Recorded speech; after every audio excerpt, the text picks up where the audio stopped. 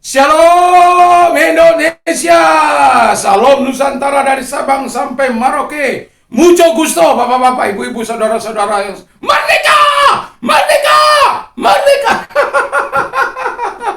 Sebab ini masih malam kemerdekaan.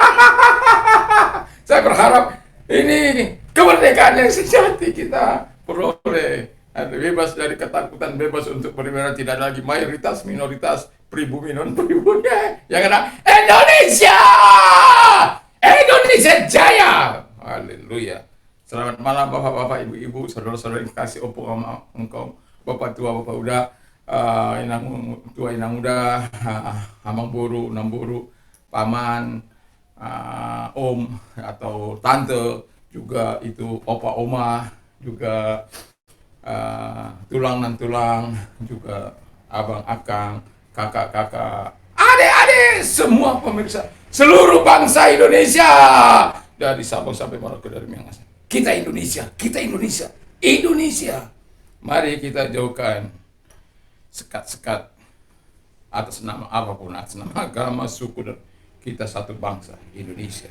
Mari kita saling menghargai, mari kita hidup bisa bertoleransi. Harapan saya adalah Anda tidak alergi dengan kehadiran orang-orang yang beribadah dekat rumah Anda.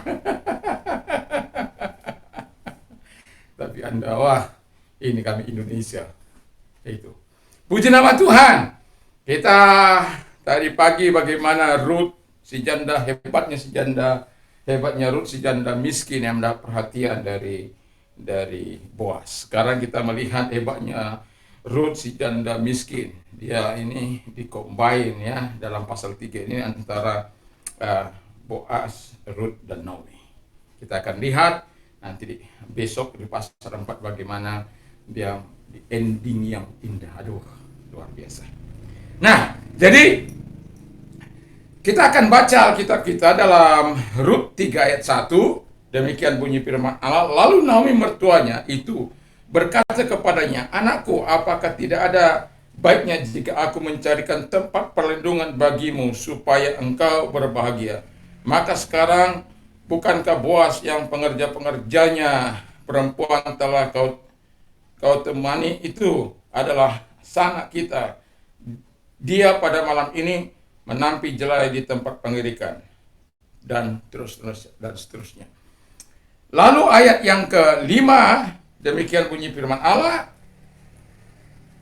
Lalu kata Rut kepadanya, "Segala yang engkau katakan itu akan kulakukan." Sesudah itu pergilah ia ke tempat pengirikan dan dilakukannya tepat yang seperti yang diperintahkan mertuanya kepadanya. Ayat yang ke-10, 11, demikian bunyi firman Allah. Lalu katanya, "Diberkatilah kiranya engkau oleh Tuhan ya anakku. Sekarang engkau menunjukkan kasihmu lebih nyata daripada yang pertama kali itu. Karena engkau tidak mengejar-ngejar orang-orang muda, baik yang miskin maupun yang kaya. Oleh sebab itu anakku, janganlah takut. Segala yang kau katakan itu akan kulakukan kepadamu. Sebab setiap orang dalam kota kami tahu bahwa engkau seorang perempuan baik-baik." Puji nama Tuhan. Jadi di sini kita bisa melihat apa yang ditabur orang itu akan dituai. Ya, Anda bisa bayangkan kalau Anda dalam satu rumah tangga, ya, tentu Anda akan memikirkan hidup orang yang ada dalam rumah kita itu untuk jauh lebih baik. Kalau orang tua memikirkan anak-anaknya, jauh lebih diberkati dari orang tuanya. Dan itu sebabnya kalau orang tua melihat anak-anaknya yang sudah seharusnya berproduksi tapi tidak berproduksi, itu memilukan hati orang tua. Ya, karena itu orang tua akan terus memberkati, akan terus mendoakan supaya mereka punya hati untuk melakukan tanggung jawab mereka. Sama seperti Ruth yang begitu luar biasa, baru datang di kampung orang lain aja dia begitu rajin melakukan tanggung jawabnya untuk memenuhi nafkah dari hidup mereka dan hidup mereka antara dia dan Naomi. Jadi puji nama Tuhan. Lalu yang pertama dikatakan oleh firman Allah, hebatnya Ruth si janda miskin. Ruth mendapat kasih dari mertuanya. Tadi kita sudah baca bagaimana mertuanya merencanakan sesuatu yang jauh lebih manis. Saya nggak bisa bayangkan orang tua ini ya, atau Naomi ini kok ya oh ya mau memikirkan nasib anak mantunya perempuan yang baik kepada dia. Dia nggak berpikirkah kalau nanti dia menikah dia akan ditinggalkan. Tapi Naomi tahu siapa itu Ruth. Itu sebabnya kalau orang-orang yang dipercaya, orang yang menikmati kasih dari orang itu, maka orang itu tidak akan kehilangan kepercayaan kepada orang yang dipercayainya. Dan itu sebabnya Ruth mendapatkan kasih dari mertuanya. Jadi yang kedua dikatakan Ruth taat pada saran mertuanya, ayat 5 dan 6 tadi. Jadi seperti yang disarankan orang, ya terserah mama aja lah. Apa? Saya akan taat, saya akan melakukan. Dan Alkitab mengatakan dia melakukan seperti apa yang dikatakan oleh mertuanya Naomi. Jadi dia tidak berbantah, dia tidak juga jangan gitu lama, enggak. Ya, dia taat kepada mertuanya, bahwa tahu mertuanya itu adalah orang yang mengasihi dia, orang yang peduli dengan dia. Saya pernah mengatakan begini kepada anak-anak yang dia tidak setuju orang tuanya menikah, karena mereka bisa memenuhi seluruh kehidupan mereka, orang tuanya bisa memenuhi kebutuhan secara lahiriah. Tapi saya katakan kepada anak-anaknya, hei, kamu bisa memenuhi segala kebutuhan yang dia butuhkan, tapi Anda yang tidak bisa mengenai kebutuhan batin, Anda belum bisa memenuhi itu. Dan orang tua itu tidak melanggar apa-apa. Dan orang tua juga tidak melakukan apa yang jahat di mata Tuhan. Anda tidak akan bisa menjawab kebutuhannya. Kalaupun Anda bisa menjawab segala kebaikan kebutuhan keperluannya, tapi tidak untuk satu kebutuhan. Jadi pikirkan baik-baik. Daripada hangus dan pada akhirnya keluarga setuju karena memang gak ada yang dilanggar, dan orang tuanya jauh lebih hidup bahagia dan bisa menjadi berkat, menjadi menjadi ya kita irilah sebenarnya kalau melihat orang-orang seperti itu, karena memang dia tidak mau untuk apa lagi gitu loh, hanya untuk mungkin dia teman ngobrol, tempat dia mencurahkan isi hatinya yang jauh lebih bisa menerima dia, menolong dia di kala dia sakit. Anak-anak nggak selalu harus bisa hadir, nggak bisa. Dan itulah sebabnya saya katakan, kalau selama dia tidak melanggar firman Allah, biarkan dia hidup sesuai dengan apa yang diyakini. Dan pada akhirnya tugas anak-anak lebih ringan, karena ketika dia sudah menikah, dia ya sudah ada yang ngurus dia, ada yang menolong dia jauh lebih baik daripada anak-anaknya yang menolong dia. Jadi itu sebabnya mau saya katakan kepada kita, makanya Alkitab katakan selama kehidupan itu masih terikat, tidak boleh orang menikah. Makanya orang tidak boleh dibolehkan orang cerai. Tapi kalau sudah mereka satu meninggal dunia, kata firman Allah, mereka bebas, mereka tidak terikat. Dan mereka melakukan firman Allah tidak salah. Lah, orang semua diajar untuk melakukan firman Allah. Ya. Kalau ingin saya ingat aja. Ketika saya mau meninggal dunia, saya bilang pada istri saya, kamu boleh menikah lagi, tapi cari lelaki yang takut akan Tuhan, besarkan anak-anak dalam Tuhan. Lalu ya dia mata nangis. Lalu satu hari dia bilang begini, Pak, kalau saya meninggal dunia apa kan? Enggak, saya tidak. Saya ini orang yang mau taat saja pada firman Allah. Kalau firman Allah lalu saya dicubitnya. Ya, jadi itu. Makanya saya bilang jangan pikirkan yang tidak-tidak ya. Jadi dalam hidup ini berjalanlah sesuai dengan koridor yang dikehendaki oleh Tuhan. Jangan keluar dari koridor yang dikehendaki oleh Tuhan. Nah, jadi si Ruth ini udah mendapatkan perhatian kasih dari mertuanya dengan mencarikan dia seorang jodoh, seorang penebus dari keluarga kaum yang mertuanya tahu siapa kualitas keluarganya. Dan itulah yang dipilih untuk si Naomi. Dan untuk si Ruth. Naomi saya yakin dia juga tidak ingin menderita di masa tuanya. Di masa putih rambutnya, dia juga tidak ingin menderita. Dia ingin menimang cucu sebagai satu kebanggaan. Dia ingin memiliki cucu, walaupun itu dari Ruth, tetapi itu sebuah kebanggaan. Makanya nanti di pasal 4, orang-orang kagum kepada Naomi itu karena apa? Bahkan orang-orang berkata, tetangga-tetangganya, wanita-wanita tetangganya berkata, engkau jauh lebih baik memiliki seorang menantu perempuan daripada 7 anak laki-laki. Dia diberkati oleh Tuhan. Jadi tetaplah melakukan apa yang baik. Tetaplah tiru. Baca itu firman Allah. Dengarkan apa yang saya khotbahkan selama beberapa waktu ini. Apa yang dilakukan oleh Ruth dalam untuk menerima segala kebaikan Tuhan. Hubungannya dengan sesama manusia. Hubungannya dengan mertuanya. Hubungannya dengan Ruth. Hubungan dengan para pekerja-pekerja. Hubungannya dengan Tuhan sangat-sangat baik dan luar biasa. Dia mempercayakan kehidupannya, membina hubungannya dengan sesama dan dengan Tuhan. Dan pada akhirnya, apapun hubungan yang baik dengan Tuhan, dengan sesamanya, akan menghasilkan sebuah hidup yang jauh lebih layak. Karena Tuhan mampu membuka jalan saat tiada jalan. Lalu yang ketiga, Ruth mendapat kasih dari Boaz. Dari ayat 10 tadi, karena disarankan orang tuanya untuk datang perhatikan bagaimana dia tidur. Kau minta menyingkapkan sedikit selimutnya, dan ketika siapa ini saya, engkaulah keluarga yang wajib melindungi aku. Dan pada akhirnya dia mendapat kasih dari Boaz, karena Boaz bilang begini, kamu nggak cari yang lebih muda, kamu nggak cari yang kaya atau miskin, tapi engkau betul-betul ya begitulah, ya begitu luar biasa.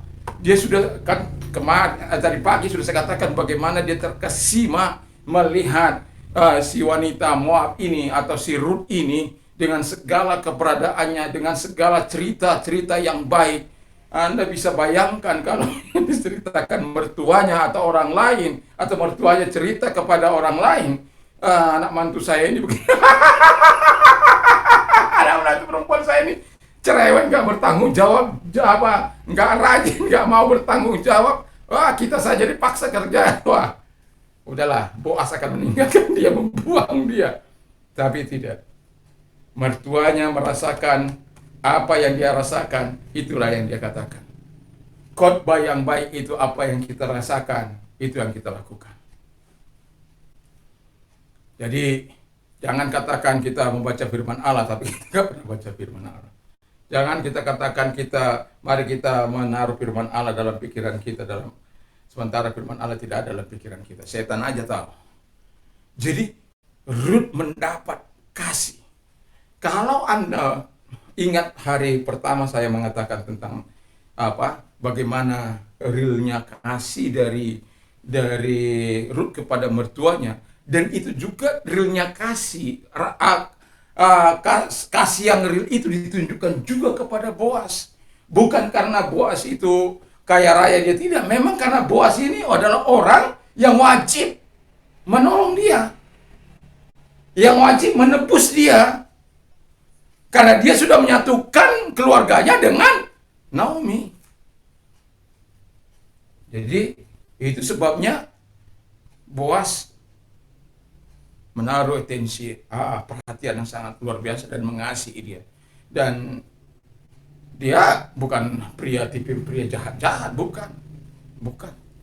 Tapi dia pria yang bertanggung jawab. Memang ada satu orang dikatakan dalam Alkitab, nanti besok kita dengar bagaimana orang itu harus bertanggung jawab untuk tidak. Tetapi dia sudah katakan, kalau orang itu tidak mau menebus, aku yang menebus kamu. Haleluya. Aku yang menebus kamu. Memang aku yang wajib menebus kamu. Makanya waktu orang itu, tapi itu besok saja. Puji nama Tuhan. Jadi yang terakhir, Ruth disebut adalah perempuan baik-baik, ayat yang 11. Dan ini keluar dari Boaz. Saya tahu bahwa engkau adalah perempuan baik-baik. Pernahkah Anda mendengarkan perempuan itu jahat sekali? Pernahkah Anda mendengarkan perempuan gak berguna? Pernahkah Anda mendengarkan perempuan hanya bisa ngurumpi, perempuan yang hanya bisa meleter, hanya bisa merusak keluarga orang, perempuan jahat, perempuan nggak baik, perempuan kalau orang Batak, pertapuan nihalan, dojol masongoko.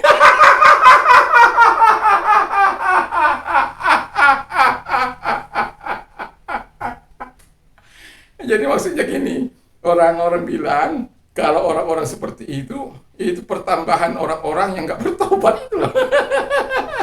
Untuk dipakai apa istilahnya? Itulah. Haleluya. Ya, puji nama Tuhan. Janganlah ya, ya. Kita itu perempuan baik-baik, begitulah yang kita mau dengar ya. Jadi saya bilang sama anak saya, harga pertama itu adalah seiman. Ya, kalau bisa semua apa yang dimiliki Ruth ini, ya betapa senangnya kami sebagai orang tua, dan begitu juga anak saya kepada mereka gitu kelak. Jangan jangan kepada istrinya nanti istri saya aja sudah besar begini, sudah tua begini, tidak pernah lalu tangan sama istri saya. Apalagi kalau mereka nanti lah sampai lalu tangan, saya dengar, aduh bagaimana ini, ya. Tapi saya berharap tidaklah, ya. Karena anak-anak saya walaupun kadang-kadang ada bengelnya, ya bengel-bengel orang-orang biasa. Bukan karena pemberontakan yang berlebihan, bukan. Bukan karena kejahatan, bukan. Ya biasalah sebagai orang muda. Titi, kerjakan dulu ini. Karena masih main HP. Oh, nah, tunggu. Gak jadi-jadi.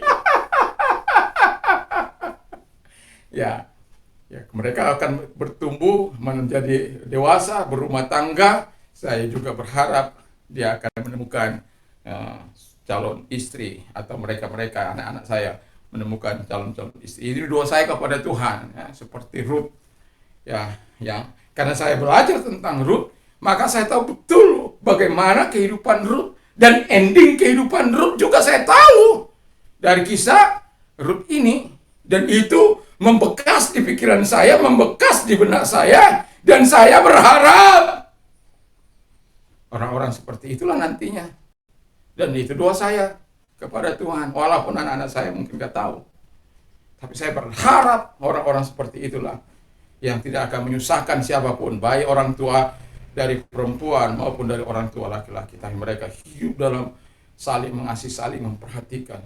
Dan wah, indahlah kalau udah begitu ya.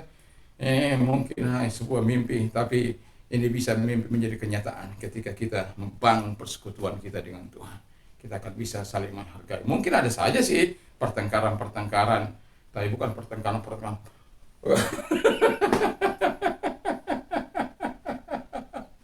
Saya ingat awal-awal ya, saya menikah dengan istri saya.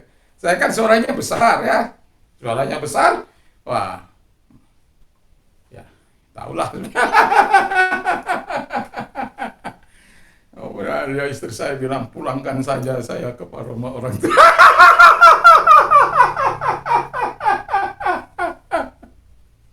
Satu kali dia udah timpas-timpas bajunya, itu 6 bulan pertama itu timpas-timpas bajunya, dia sudah bawa itu.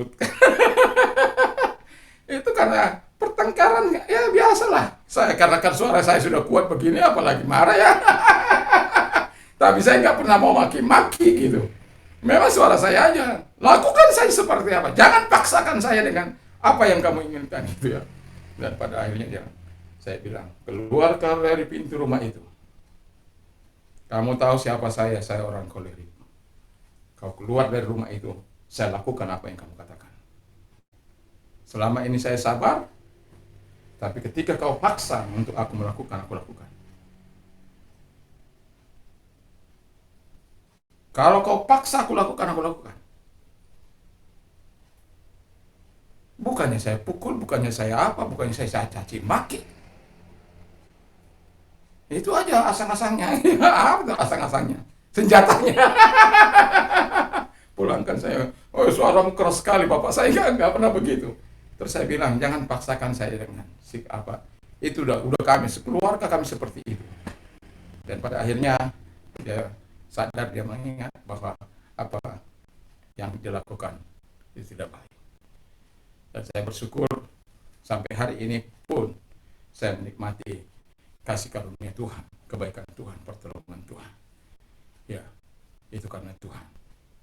Ya, saya tidak ingin menyakiti siapapun, apalagi dengan tangan saya ini. Saya memang pencinta olahraga kekerasan. Tapi saya tahu tangan ini bukan untuk dilakukan untuk memukul batu-batu itu daripada memukul keluarga saya. Tapi kalau anak-anak saya enggak dengar-dengaran, saya ingatkan 1, 2, 3, 4, 5. Ya. Itu tapi waktu apa? Kalau udah besar ini, kadang aja gemas aja. Kalau dia sudah melawan mamanya itu, aduh, kita saja suaminya menyayangi mamanya, anak-anak saya malah mau apa begitu. Tapi itu seperti saya katakan tadi, itu orang tua anak-anak di masa pubertas mereka. Tapi yang mau saya katakan adalah ketika kita membangun hubungan kita dengan Tuhan, ketika kita mengasihi Tuhan, kita akan ikut mengasihi semuanya. Salah besar kita, bisa kita bertahan mengasihi manusia hanya sementara. Tapi kalau kita mengasihi Tuhan dengan tulus, kasih kita kepada keluarga kita akan tulus. Tapi kalau kita mengasihi Tuhan tidak tulus, kasih kita kepada keluarga kita tidak akan tulus. Jadi kalau ada perempuan maki-maki istrinya, bertobat. Kalau ada suami-suami memaki istrinya atau istri yang memaki suaminya, bertobat. Ya. Apa? Hanya pada fokus itu saja. Jangan ngembang sana, ngembang sini. Saya 6 bulan pertama itu ngembang sana, ngembang sini. Nggak profesional. Ya. Bertengkar juga perlu profesional. Ya, kalau bertengkar itu profesional berarti pada topik itu saja. Jangan sampai ke nenek moyang. Jangan. Profesional. Kalau bertengkar dengan istri atau suami dengan istri, profesional. Kalau masalah sambal nggak enak, sambal aja dikupas. Jangan masalah. Itu yang sering terjadi. Akhirnya terjadi perceraian. Ya, karena nggak profesional. Tidak lagi. Apa itu? Tidak lagi sependapat. Kita tidak lagi biasa dimengerti satu. Memangnya ketika kalian ada menikah bisa mengerti satu dengan lain? Tidak. Karena kasih Kristus saja kita bisa mengerti satu dengan yang lain. Itu sebabnya kita perlu mengembangkan hidup kita dengan Tuhan, seperti Ruth, seperti Naomi, seperti Boaz, sehingga ujungnya dari ending. Makanya saya mau katakan sedikit, ini agak panjang, saya mau katakan mengapa kita perlu ini ditulis, bahwa untuk menunjukkan 3 orang hebat yang punya karakter hebat dan hidup dalam situasi yang tidak memadai. Tidak, kalau Anda baca Ulangan, ya, Hakim-Hakim ayat yang ke-25 dikatakan pada zaman ini 21 ayat 25. Pada zaman itu tidak ada raja di antara orang Israel, setiap orang berbuat apa yang benar menurut pandangannya sendiri. Pada zaman para hakim memerintah ada kelaparan di tanah Israel. Itu Rut 1 ayat 1. Jadi masa itu tapi 3 orang ini betul-betul walaupun Naomi pernah salah melangkah, tetapi kemudian dan pada akhirnya Allah memberkati mereka. Dan ini terjadi kira-kira tahun 1375 sampai 1050 sebelum Kristus, ya. Jadi ini masa yang terjadi Hakim-Hakim 17 ayat 6, bagaimana manusia-manusia tidak lagi dark time in Israel history. Jadi masa gelap sejarah Israel pada waktu itu, ya. Orang-orang hidup menurut kemauan mereka, bukan menurut kehendak Tuhan. Pada masa itulah Naomi, Boaz, Ruth hidup.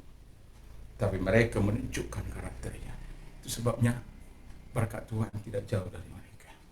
Di tengah-tengah situasi yang gelap ini, di tengah-tengah situasi yang gelap perlu ada terang kebenaran. Di tengah-tengah keraguan ada perlu iman. Di tengah-tengah kondisi yang pahit ada perlu kemanisan dari Tuhan. Kesedihan Anda perlu sukacita dari Tuhan. Dan itu Tuhan berikan semuanya bagi kita yang mengasihi Tuhan.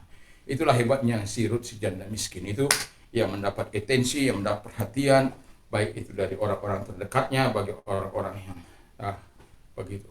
Dan besok kita akan lihat bagaimana ending dari semua kisah setelah dia membangun semua keberadaannya, dan kemudian bagaimana Tuhan melakukan yang terbaik dalam kehidupan ketiga orang hebat ini, yang kemudian disatukan oleh Tuhan dalam membangun sebuah keluarga yang luar biasa. Dan kemudian kita tahu, dan mereka lah yang Obed melahirkan Isai, Boas dan Ruth melahirkan Obed melahirkan Isai melahirkan Daud, dan seterusnya. Yang salah satu yang menjadi penebus umat manusia, yaitu Yesus Kristus. Makanya Boas itu dilambangkan seperti Yesus. Tuhan memberkati kita, biarlah Tuhan senantiasa menyertai kasih-Nya. Mari kita berdoa. Tuhan memberkati firman Allah, kami mau menjadi seperti Rut, si janda miskin yang hebat. Walaupun dia miskin, tetapi membuat dia tidak rendah hati, tidak rendah diri, tapi membuat dia memiliki sebuah sikap hidup yang sungguh-sungguh menyenangkan Tuhan, menyenangkan sesamanya. Dan biarkan itu kami miliki dalam hidup ini, walaupun mungkin di tengah-tengah situasi yang kacau balau, seperti situasi yang dialami mereka bertiga, Tuhan Bapa di surga. Dan bahkan Orpa yang seharusnya mendapat bagian juga di sini, tetapi kemudian dia meninggalkannya karena dia tidak sanggup untuk terus stay di dalam kebenaran Tuhan. Terima kasih Bapa di surga, terima kasih. Kami sungguh bersyukur, dan kita tahu pada akhirnya Orpa tidak mendapat cerita apa-apa lagi, tapi Rut akan terus dikenal sepanjang masa selama dunia ini masih berputar. Maka kisah Rut tidak akan pernah bisa dilupakan, dan dari dialah Tuhan pakai untuk menghasilkan generasi yang menerus umat manusia. Terima kasih Tuhan Bapa di surga. Berkati presiden kami, berkati para menteri, para gubernur, camat, lurah, RT, RW, semuanya diberkati. Juga Tuhan Yesus diberkati juga gereja-gereja Tuhan, hamba-hamba Tuhan dimanapun mereka melayani, dan semuanya Tuhan. Rekan-rekan sahabat kami diberkati. Dan mereka yang sakit COVID, hamba berdoa kepada mereka, ulurkan tangan dan angkat segala sakit penyakit COVID mereka dan sembuhkan mereka, dan oleh beliau menjadi sembuh. Terima kasih Tuhan. Dan kami juga berdoa bagi orang-orang yang sakit, yang ada di rumah sakit, di rumah-rumah. Ulurkan tangan-Mu dan menyembuhkan mereka Tuhan. Kasihani mereka, belas kasihan-Mu cukup. Mujizat selalu ada pada orang-orang yang membutuhkan Engkau. Terima kasih, Engkau menyembuhkan mereka, Engkau menolong mereka dalam nama Yesus, dan sembuhkan mereka. Buta melihat, tuli mendengar, bisu berkata-kata, lumpuh berdiri pertahanan, dikuasai oleh guna-guna, disembuhkan oleh Tuhan. Terima kasih Tuhan, terima kasih Yesus. Kami bersyukur, kami berterima kasih kepada Bapa di surga. Bapa, kami juga berdoa agar Engkau menyatakan kasih-Mu dan kemurahan-Mu kepada mereka yang sedang mengalami dampak dari para pengusaha, orang-orang yang bergelut di bidang bisnis dan lain sebagainya, mungkin menghadapi masalah utang piutang, masalah keuangan dan lain sebagainya. Tuhan, hamba-Mu mohon kepadamu, dukung mereka sehingga mereka tidak melakukan seperti orang-orang yang lain lakukan, dengan melakukan perampokan, pembunuhan, pencurian, atau penipuan, bahkan membunuh diri sendiri ataupun orang lain. Tuhan, jangan. Kami berdoa supaya mereka bisa berkata, segala perkara dapat ketamu dalam Dia yang memberikan kekuatan, karena Tuhan hadir menguatkan mereka, urapan-Mu hadir, Roh Kudus hadir dalam hidup mereka, Tuhan hadir dalam hidup mereka, sehingga mereka dapat menahan semuanya, dan mungkin dengan itu mereka akan melihat kebaikan-kebaikan Tuhan, dan Tuhan tahu apa yang akan Tuhan lakukan. Ketika Tuhan berkata bahwa Tuhan belum menjawab, ada satu sikap dari hidup mereka, bahwa mereka tahu bahwa Tuhan menyertai mereka ketika mereka dalam kesusahan mereka. Ketika mereka berseru, dalam kesesakan mereka Aku akan menjawab mereka. Dan kami percaya itu Tuhan. Terima kasih. Dan kami juga berdoa Tuhan bagi mereka yang mau mengalami perubahan dalam hidup mereka, lahir baru. Tuhan hadir dalam hidup mereka, Tuhan menolong hidup mereka, Tuhan memberkati hidup mereka di dalam nama Tuhan Yesus Kristus. Engkau nyatakan kebaikan, Engkau nyatakan kemurahan, Engkau nyatakan kuasa-Mu dalam nama Tuhan Yesus. Mari putuskan segala rantai dosa mereka dan Engkau datang kepada mereka, dan Engkau hadir untuk menyelamatkan mereka dan menjadikan mereka berkat dimanapun mereka ada. Terima kasih Tuhan, dalam nama Tuhan Yesus Kristus Engkau nyatakan kebaikan-Mu dan kemurahan buat hidup mereka. Terpujilah Engkau, kami yakin dan kami percaya kepada-Mu Tuhan, dan Engkau mau mengubah mereka sama seperti Engkau mengubah Saulus, dan Engkau angkat mereka menjadi alat-Mu.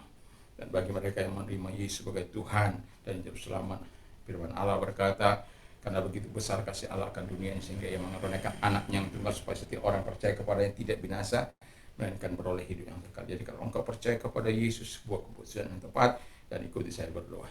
Dan taruh tangan dada Tuhan Yesus. Saya sadar saya orang berdosa. Saya mengaku segala dosa dan kejahatanku, dan saya mengakuinya di hadapan Tuhan. Sucikan hamba-Mu dengan kuasa darah-Mu.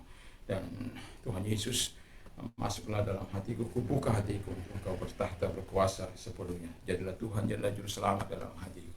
Terima kasih, aku menerima hidup kekal-Mu, dan terima kasih aku menjadi warga negara surga. Terima kasih Bapa di surga. Dan kami juga berdoa Tuhan bagi orang-orang muda yang baru selesai pendidikan mereka. Tuhan tolong mereka mencari pekerjaan. Tuhan tolong sehingga negara ini juga dapat menghasilkan perputaran ekonomi di masyarakat, sehingga masyarakat dapat mencapai memutar roda ekonomi di bangsa ini. Dan padat karya pemerintah menyediakan lapangan pekerjaan. Pemerintah kami diberkati oleh Tuhan untuk membuka sebanyak-banyaknya peluang pekerjaan bagi mereka. Dan kami juga anak-anak muda menjadi anak muda yang kreatif, anak-anak muda yang rajin, bahkan dapat meniru seperti Ruth sekalipun. Orang yang dikenal mereka, tapi karena mereka Ruth itu rajin, akhirnya terbuka pintu rahmat Tuhan dalam hidup mereka. Terima kasih Bapa di surga, terima kasih. Jangan ada di antara orang muda melakukan hal-hal yang jahat yang tidak berkenan di hadapan Tuhan. Kami sungguh bersyukur, kami berterima kasih dalam Haleluya. Amin. Tuhan memberkati kita semuanya. Dan pada Anda malam ini tidur, jangan lupa ya, istilahnya itu bacalah firman Allah dan berdoa ya. Dan bagi Anda yang sudah menerima Yesus sebagai Tuhan dan Juru Selamat, selamat bagi Anda. Saran saya, hadiri tempat-tempat ibadah di mana terdekat ke rumah Anda. Dan bagi Anda yang sudah tolong Tuhan, saksikan kebaikan dan kemurahan Tuhan kepada saudara-saudara saya, kepada saudara-saudara Anda, tetangga-tetangga, dan semuanya. Tuhan memberkati. Dan apabila Anda tidur malam hari ini, jangan lupa berdoalah, baca firman Allah. Dan apabila Anda tidak bisa tidur, ingat bahwa Tuhan senantiasa mau memberikan karunia tidurnya bagimu. Tuhan Yesus memberkati kita semuanya. Damai sejahtera Allah yang melampaui segala akal, hati dan pikiranmu dalam Kristus Yesus. Berbahagialah orang yang mendengar, menyimpan dan melakukan firman Allah dalam hidupnya. Iman timbul dari pendengaran firman Kristus. Apa saja yang orang lain ingin lakukan kepadamu, lakukan jugalah demikian kepada mereka. Allah akan mencukupi segala kebutuhanmu, segala kebutuhan menurut kekayaan dan kemuliaan dalam Kristus Yesus. Apa saja yang kau minta dan doakan, percayalah bahwa engkau sudah meriah. Maka hal itu akan diberikan kepadamu oleh Bapa di surga. Ya, puji Tuhan. Tertawalah dengan orang tertawa, menangislah dengan orang menangis. Doa saya kepada Tuhan, setiap kita mampu berkata, segala perkara dapat kutanggung dalam Dia, memberikan kekuatan. Salam Indonesia, salam Nusantara, merdeka, merdeka, merdeka. Selamat hidup bertoleransi satu dengan kita Indonesia. Tidak ada lagi orang berkata minoritas dan mayoritas, pribumi dan non pribumi. Yang ada Indonesia yang hidup dalam kebinekaan tunggal ikaan. Ya, satu walaupun berbeda-beda tapi satu Indonesia. Tuhan Yesus memberkati. Merdeka!